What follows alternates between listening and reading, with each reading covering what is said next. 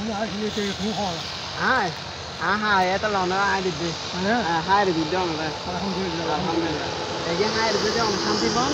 তাহলে আর শান্তি। আর নারা মতো মানে অনরত আছে। হ্যাঁ, তো তার কারণ চাই প্রত্যেক বাবারা যেন ভালো থাকে এই গরমের মধ্যে। হ্যাঁ, আলহামদুলিল্লাহ। আসসালামু আলাইকুম। জি, এন্ডে সামাদ বলেন। আসসালামু আলাইকুম। ওয়া আলাইকুম আসসালাম।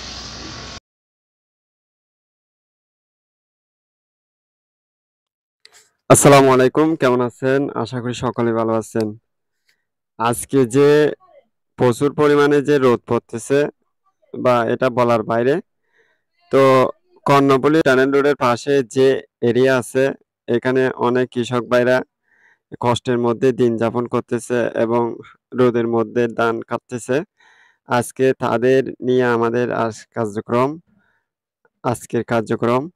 তো সেখানকার ভাইদেরকে আজকে আমরা কিছু দেওয়ার জন্য চেষ্টা করব। তাদের যে প্রচুর পরিমাণে রোদ পড়তেছে এটা বলার বাইরে। তো ভিউয়ার্স, ভিডিওটা অবশ্যই দেখতে থাকুন।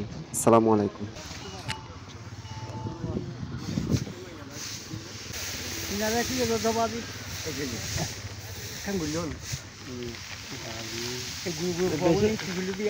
বেশি গরম হয় তো বেশি কিছু কই না পারে। হ্যাঁ, সামান্য কিছু মানে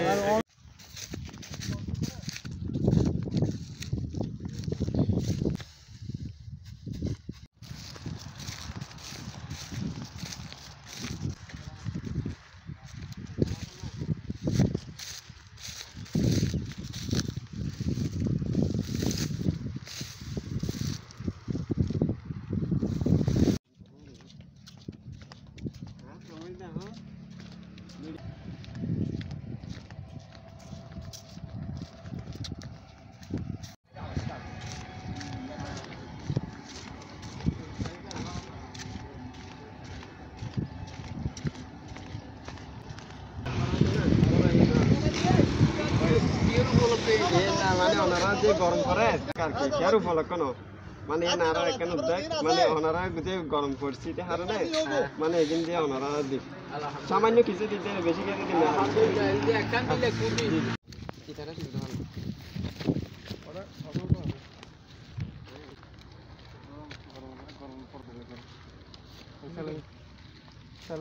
বোতলের মধ্যে ইয়া করি মিক্স করি তারপরে আসি।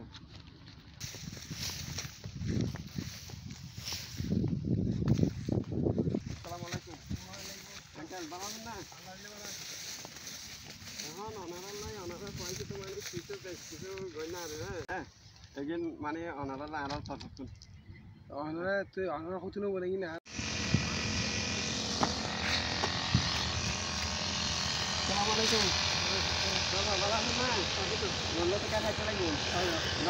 গরম নিতে উঠছিলেন আর দেখতে লাগেন বিস্কুট পানি।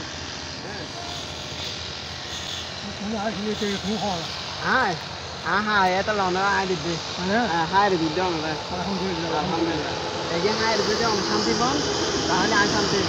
আর নারা মতো মানে অনরত আছে। হ্যাঁ, তো তার কারণ চাই প্রত্যেক বাবারা যেন ভালো থাকে এই গরমের মধ্যে। হ্যাঁ, আলহামদুলিল্লাহ। আসসালামু আলাইকুম। জি, এন্ডে সামাদ বলেন। আসসালামু আলাইকুম।